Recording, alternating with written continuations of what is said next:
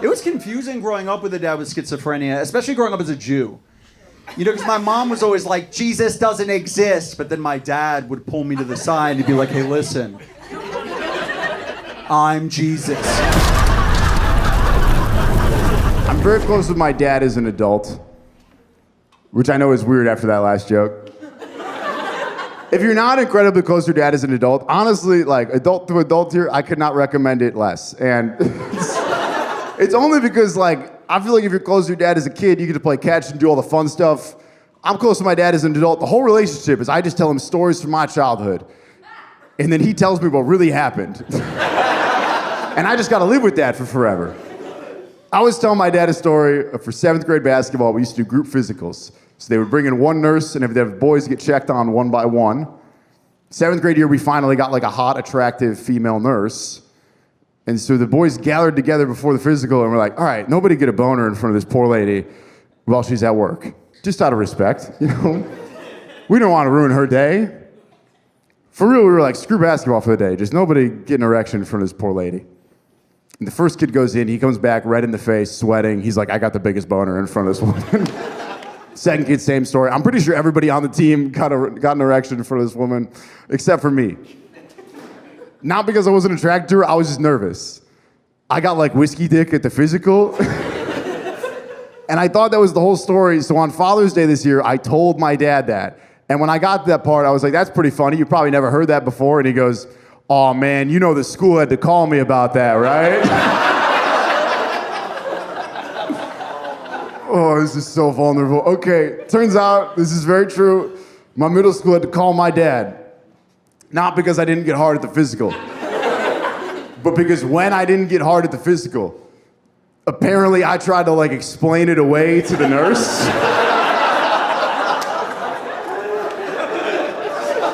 There was a grown woman down there just trying to do her job. She was like, you turn your head and cough? And I was like, I swear this never happens. All right. I must have had too many Capri Suns before I came in here. Here's the thing, I had heard that language from like TV and movies and whatnot, but my middle school assumed that I had heard it from someone that was diddling me. And that it was my dad. Don't get sad, it didn't happen. It's a metaphorical diddling. That being said, on Father's Day, my dad did reveal that's the most embarrassing phone call of his life.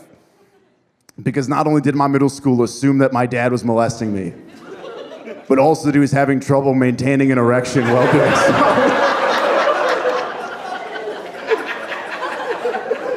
so. So my dad is on the phone with my middle school principal, trying to defend himself as a father, but also as a man. He's just talking to my principal like, yeah, I'm not fucking the kid, but I could if I wanted to. It's hard because they get sick all the time. Like these kids, they have no immune systems. They just pass diseases around their little fucking kindergarten rooms. Like little porn stars. They're like spitting in each other's mouths and stuff. And she gets sent home with a temperature all the time. And I put the thermometer in her ear and she screams and cries like I'm kicking her in the fucking head. And it's so hard as a parent to have empathy for your kid in that moment. Because when I was 5 years old, my mother took my temperature in my asshole, okay? She took a piece of glass filled with mercury. You fucking kids these days are like, Mercury's in retrograde. Mercury was in our assholes.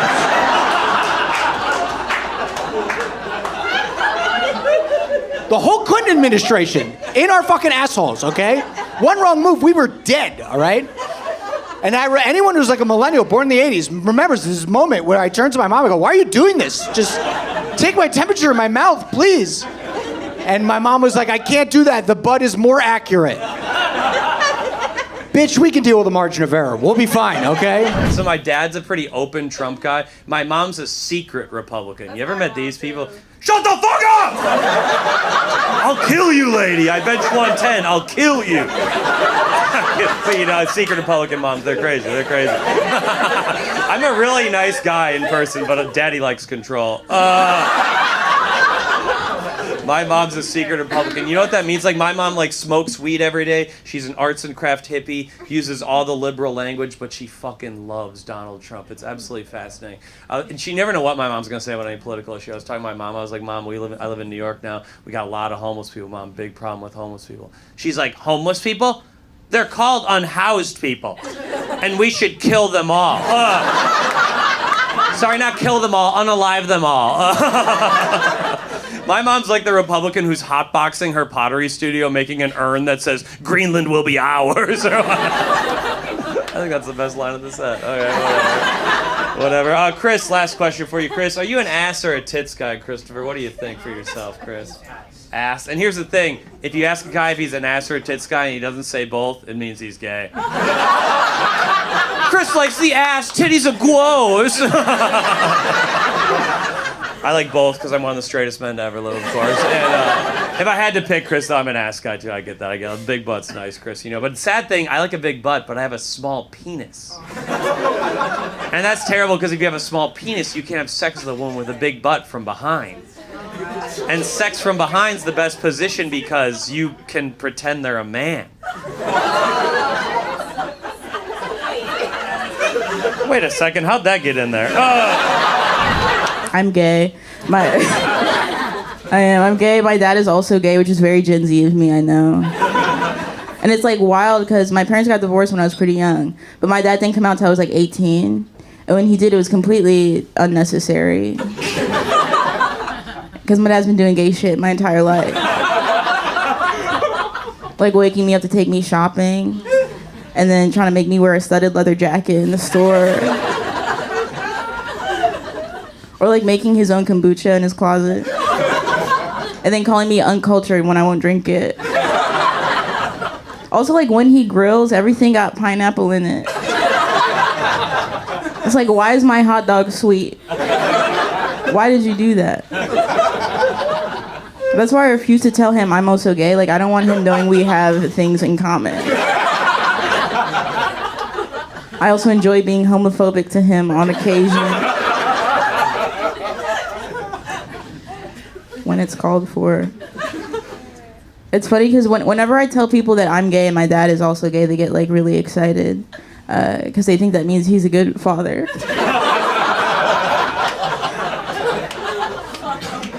Which is not the case. My dad will like ghost my family for a year, then be like, let's do brunch Sunday. Like that's his vibe. But I feel like it's interesting because the rules are different for gay parents and straight parents. Because if you have a straight absent father, people say he's a deadbeat, right? If you have a gay absent father, people are just like, he's living his best life.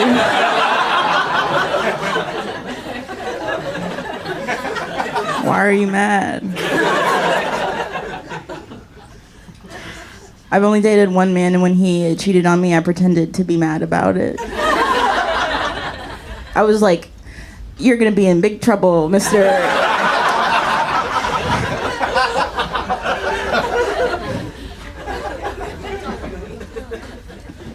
I am dating around, and that's interesting because sometimes when you're dating around, the person that you're dating will be a slut, and that's like chill. That's totally fine. But I hate when you're like dating a slut and the sex is mid. You know, it's like how you a sensei and don't know karate. I'm a professional stand-up comedian. Yeah, man, I've been doing it for a few years. I started as a teenager. I wanted to break the cycle as Latino of ruining your life early. I can say that because my mom had me when she was 15. Okay, very white people reaction from you guys. I'm not gonna lie. That got super uncomfortable. You guys looked at me like it was my baby. That was crazy. You guys all looked disappointed in me and shit. I thought we had a rapport going with the ketamine shit. You guys made me feel uncomfortable. It's not that bad having a teenage mom. Just share a lot of shit growing up. School bus, homework answers, shit like that. That's obviously not true. We didn't share those things. We did have the same pediatrician, though. That is not a joke. Dr. Gonzalez was a great guy. I don't know. We're so close in age, but she's still my mom, and she'll say like typical mom things, but they don't work because the age gap's just not there. Like she'll look at me and she'll be like, Matthew, are you gonna take care of me when I'm old? I'm like, Mom, who's gonna take care of us when we're old? Right now, it looks like we're both screwed, all right? Fucking dad left the both of us. All right, you guys all have your dads. That's what's up. That's what's up. Yeah, man, get a feel for the crowd. You have to feel that bad. My dad did leave. My mom did get remarried to a white guy, too. So I'm not trying to brag or nothing like that. You know what I'm saying? Moving on up, hey. Oh, man, dude. We got one, you know? I wish that was the case. The truth is, my mom married a white guy from the Bronx. Yeah, I know. I was furious. I didn't even know they made those. I was so mad. I was like, you married the only broke white guy in New York, Mom. What the fuck?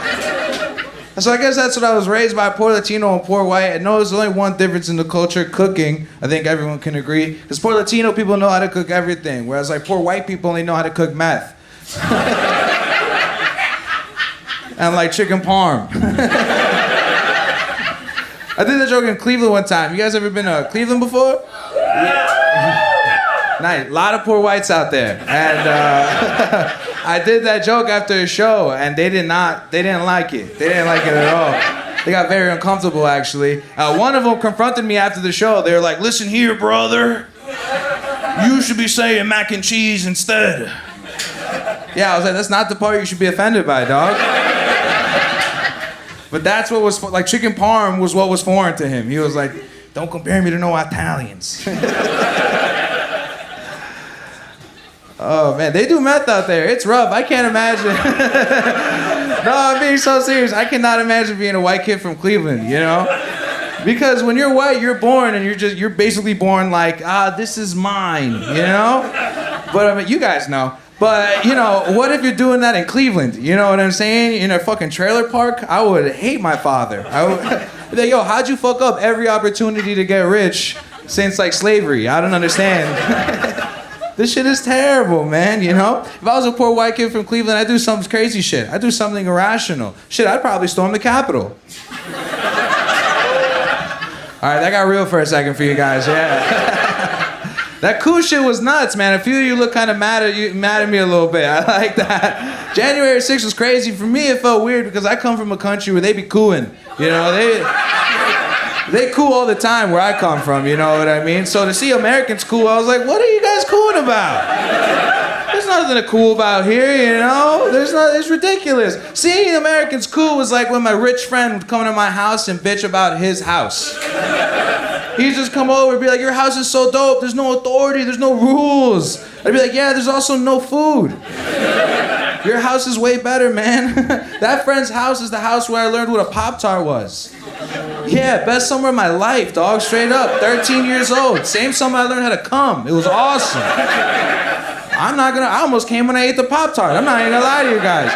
You guys know what Pop-Tarts? That's what America is right there, dog. They were so good. And you know what's fucked up? I didn't even know I ate that shit out the box. You guys know about toasting Pop-Tarts?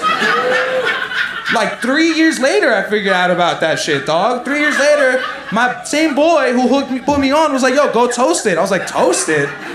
Fucking ate the shit that Pop-Tart jizz? Are you kidding me? I was gay for Pop-Tarts for like a whole summer. It was amazing. It was also the same summer I learned what a pantry was. Because in my house, we had a cabinet. We had one cabinet.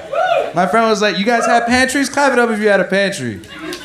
Oh, you lying fucks. I'm not gonna rob you, you weirdos. You're like, you might follow us home, honey. Pantries are crazy.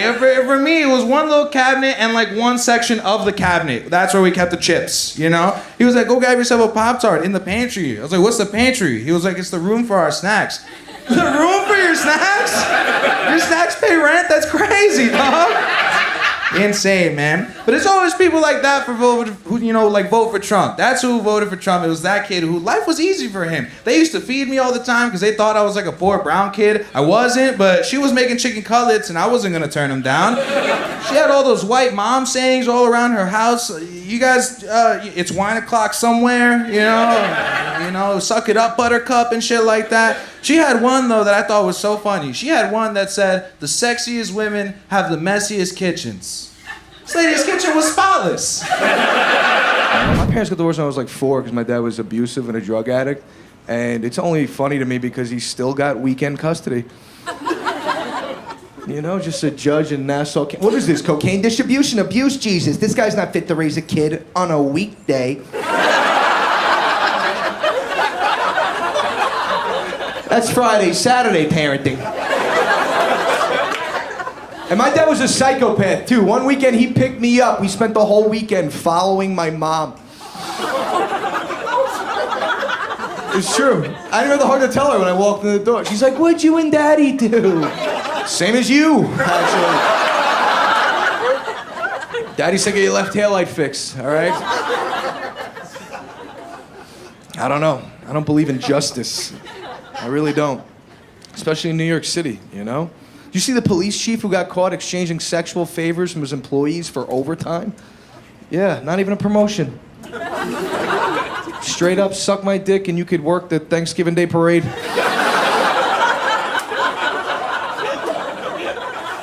Overtime? I thought you sucked dick to get out of it.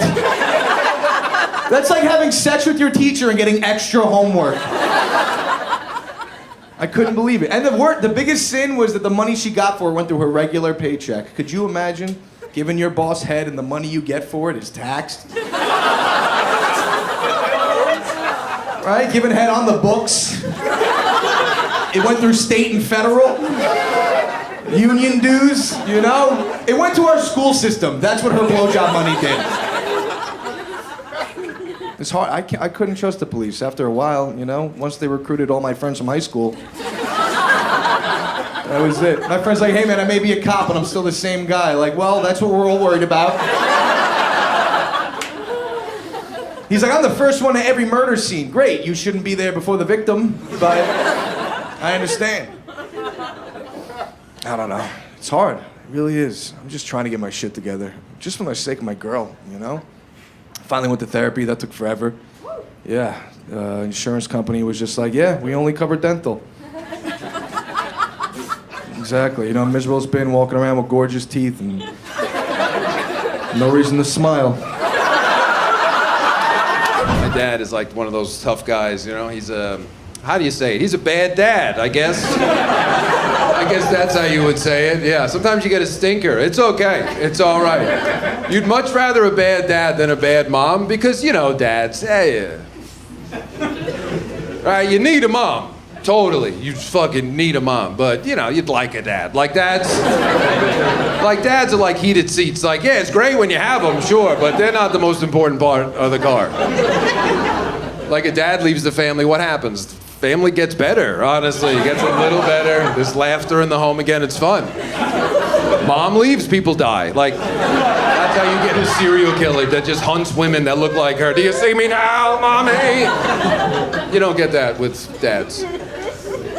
And I know some of you are like, I have a good dad. Well, fuck you. I don't know what to tell you. I have a good dad. The bar's pretty low, okay? The only rule to being a good dad is don't hit him a lot. Like, that's really the rule. Yeah, my dad, he's always shitting on, like, baby boomers. He's always shitting on millennials, like, as a baby boomer. He's always like, bunch of pussies, Gen Z pussies, we were the real men. And it's like, they weren't. They were not, okay? Like, the real men were like my grandfather. He was a real man. He fought in World War II. He liberated a concentration camp and never brought it up, which, hey, good for you, pop, but if I did something that heroic, it would come up. It would definitely come up.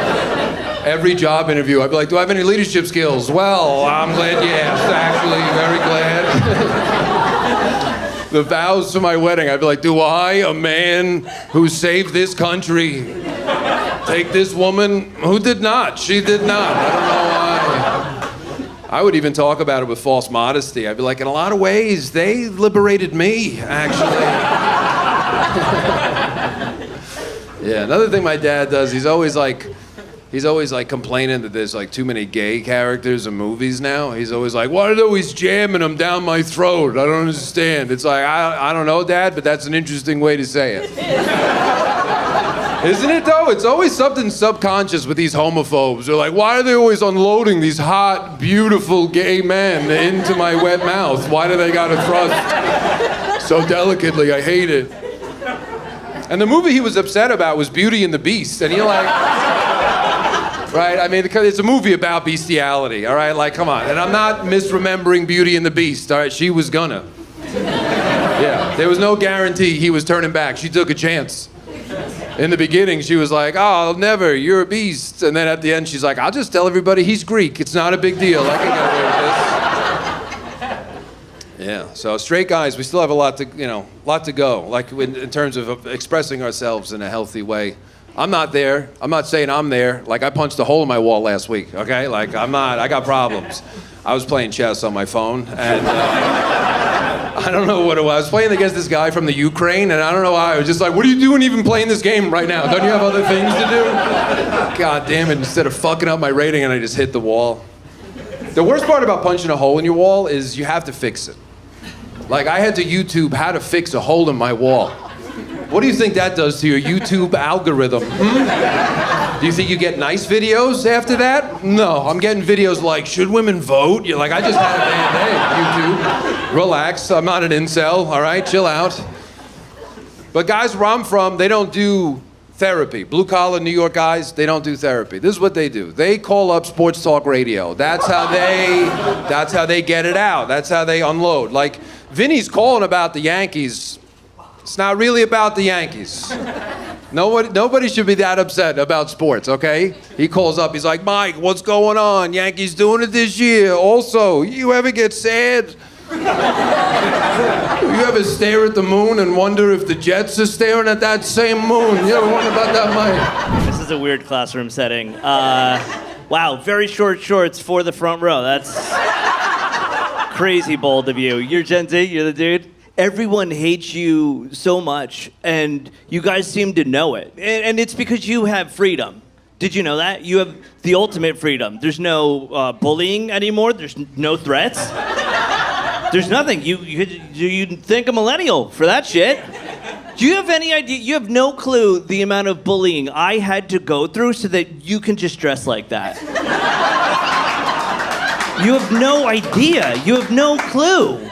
Dude, if I grew up in New Jersey in the 1990s, okay? If I'm gonna tell you right now, if my jeans didn't touch my shoes, I was gay. That's crazy, right? Look at the copay in this applause over here. Denim is the least sexual clothing possible. Did you know that? And we went through that so that you can wear like a sweater with a thumb hole, probably. It wasn't even just like appearance, it's like general health. Like, you guys are in shape, you're all healthy, which freaks me out. When I was your age, legitimately, I was eating cereal with beer instead of milk. We called it fucking Burial. Do you remember Burial? Yeah, you do. You go out, you pour yourself a nice glass of Burial, you pass out, you wake up, what do? Finish your fucking Burial like a goddamn man. Do you know what would happen to me where I grew up if I tried to take care of myself? Even eat healthy, God forbid I ordered a salad. Might as well be a cock, honestly. That's how your friends would treat it. You couldn't even be like, hey, can you put that sandwich into a wrap? Because I'm like watching my little calories. One of your friends would somehow find you and be like, wrap your lips around this dick. Right? You'd be like, I'm in the drive-thru. How'd you even fucking see me? And we did that for you guys, you know? We got bullied so much the government stepped in and gave you guys TikTok to dance out your feelings. We didn't know you were gonna dance. We wanted you to have opinions. We did that so that you can talk, because I couldn't have an opinion. The generation older than me, the guy that died in the back. They shut up and work pussy is all we ever heard. And then we went to therapy, right? Which we'll explain to him if he ever comes to. And then we looked at you and we go, how do you feel about the world? We want to know your opinions. What do you think about society and all the wars happening? Like, how do you feel about culture right now? And what did you say? It's a fucking vibe. It's just give it. Fuck off. Finish it. What's it giving you? Tell me. It's giving me depression, I'll tell you that. And I'm not angry. I know I seem angry. I'm not angry. This is passion, okay? I'm fucking jealous as shit that you guys just to get to be yourselves. All I want from your whole generation is like a thank you for your service. That's all I want. Treat me like a war vet of pop culture. For the amount of shit I had to go through just so you can be who you are, because I don't think you realize like how far back it goes. I was the first generation that got bullied for being friends with girls so that you could one day be one. And when I heard you guys cut that off, I heard you cut it off. I heard you cannot laugh and then All I'm saying is my dad beat the shit out of me, so you can kiss yours on the mouth. You're welcome. You're welcome. I'm forming bonds. Millennials, how are you guys? This guy's definitely a millennial. Looks like a fucking farmer with these. Are those suspenders? What do you work in a fucking boiler room? What is? You belong on this side with these guys. I'm 40 now. I just turned 40. This is. Oh, thank you. All right, little mix there. My wife is a rabbi, okay? That's how Jewish I am, okay? My wife is really a rabbi. What's that like? Here's what being married to a female rabbi is like. When I came out as gay, my parents were really, really unsupportive. They were really unhappy about it. They were nervous for me. So unhappy that I was gay. Then I started dating a rabbi. They're like, hold on, we're proud. So that's what that's like. So my parents are descended. I have 4 out of 4 Holocaust survivor grandparents, okay? As the Jews know, that's a perfect score. And so, but that's what I come from. I come from nervous parents, okay? My mother is like the reason that the Bloomingdale's near our house growing up changed their return policy when I was in junior high. The woman loves to save money and she's gonna argue about it, okay? And so here's what happened. So my father was an immigrant. I say was because he died. I'm sorry to break it to you. Did you say same? Okay, my father also died for her, is what that means. No, up top. Okay, I'm sorry. This is the weirdest show of my life. I've literally never said my father died and somebody says, same. Same. My father died during the pandemic, but not of COVID, which is the no homo of dying during the pandemic. And, okay, so here's what happened. Okay, so I was living in Los Angeles at the time my father died, and as the Jews know, when somebody, chas v'shalom, dies, you have to bury right away, okay? We refrigerate a lot of stuff, but not the body. Not the body. That's gotta go in right away, okay? The Mexican Catholics really learned a lot when I told them about this, okay? So he dies, I gotta get to the funeral. My brother and I, we drove 46 hours from Los Angeles to New Jersey, including the 3-hour nap in Ohio, which we counted as sightseeing. But anyway, so that's all you need to do in Ohio, just take a nap. But anyway, no offense, nobody's from Ohio. It doesn't matter, okay? If you're watching at home, I hate Ohio. Okay, anyway, coming at you live from Acme Locks, one lesbian hates Ohio. So, she has a Subaru. Anyway, so here's what happened. I get to my parents' house. My father was of Latvian descent, okay? He was here 46 years in this country until the day he died at 73 years old. Being here for 46 years, you would have thought he had arrived here earlier that morning based on his accent, okay? Just really far in, whatever, okay. And so I don't know if you know about Eastern Europeans, they love the smoked fish. They were keeping that guy in business. That's why he heckled me. Honestly, that's my dad. I was lying. I'm sorry. But anyway, hi, Papa. Okay, so Lox of the, I know this is Acme smoked fish, but it's really Acme Lox, because Lox is winning the PR game by a mile in the smoked fish. Are you kidding? Getting a can of pickles, but it's herring. It looks like a raccoon doused in sour cream. I know this stuff because it was on the science experiment side of my refrigerator that my father ate, and I wouldn't eat that stuff, but the thing that I did connect with my father about was Lox. And so after this long trip to my father's funeral, 46 hours, I come to my parents' house, my mother's house, and I go into the fridge, and all I want is a bagel and Lox, okay? And the thing is, my mother, she freezes stuff, okay? And so I look at the package of Lox and I look at the date, and it's basically the day my father was born, okay? It says July 3rd, 1946. Not really, but you get my point, okay? It was old Lox, okay? And so I say to my mother, I was like, Mommy, I think the Lox is bad. I don't want to eat this Lox. I mean, you got to be kidding me with this Lox. And I figured she would say her husband died 2 days prior. I figured she would be like, it's been a rough week. And I would have understood that, right? Same. But that, I figured she would say, oh, you know, I'll get new locks, whatever. And she was like, what are you talking about, Elizabeth? And I go by Liz, but it's like my mother paid for every letter of my name, and she's gonna use all of them, and vowels are expensive. So anyway, so she says, she's like, Elizabeth, that locks is perfectly fine. I bought it at ShopRite when it was on sale, and I froze it. Okay? And all the Jews are laughing because they do this too. It's horrible. I like my locks before the expiration date, if at all, okay? And that's how I think of it. So I said to my mom, the locks is bad. She said, no, it's not. It's perfectly fine. I said, yes, it is. She said, no, it's not. Yes, it is. No, it's not. Yes, it is. She said, well, Daddy ate it.